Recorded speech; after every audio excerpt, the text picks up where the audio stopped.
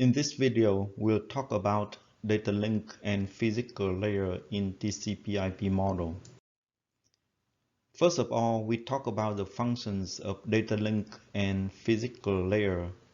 Then we list all the common protocols in data link layer. After that, we discuss a real-world example, then go on with Wireshark analysis.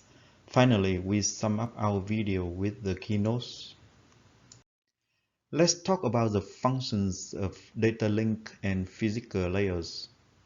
Data link layer determines the physical addresses of the source and destination hosts, which are directly connected to each other via a physical link. The physical address is a link address, so you can easily figure it out that each type of physical link has a different type of physical address. Data link layer creates a frame as follows. It adds the source and destination physical addresses and other control information into the header of the packet. It calculates the checksum and adds the checksum into the chailer of the packet and make it a frame. The entire frame is then transitioned to physical layer. The physical layer defines the cable length and energy required to flow over different types of cable. It is responsible for the actual data transfer. You will find the following protocols that are developed for the data link layer. Ethernet 802.3, point-to-point, AF, RF, CDP, LLDP, and IEEE 802.11 wireless LAN. Let's look into a real-world example using this network diagram. Here is the current setup. The laptop is installed with Telnet client software. The server is installed with Telnet server software, which is running and listening to incoming requests on port 23.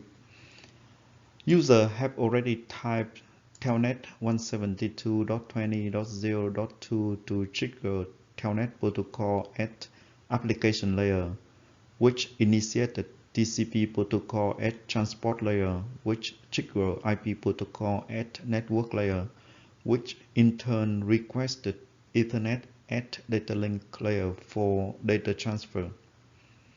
So let's analyze how the data gets transferred from the Telnet client to the Telnet server. First of all, as you can see, this link is an Ethernet link, so it uses MAC addresses.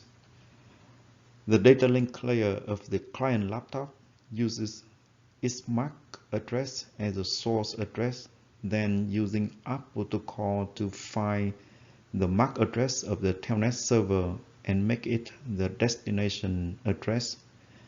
It adds the source and destination MAC addresses and other information into the header and calculates the checksum, then adds it to the chailer of the packet to make it a frame.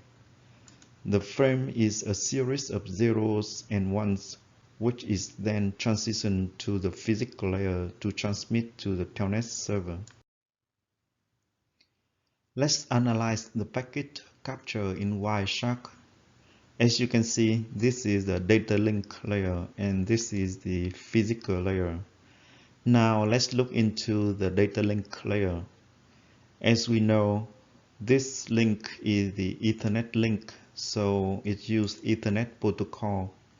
And here is the source MAC address, which is the MAC address of the Telnet client. And here is the destination MAC address, which is the MAC address of Telnet server. And let's look at the type.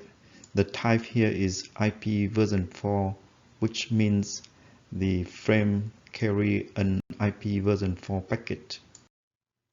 Let's sum up our video with the keynotes.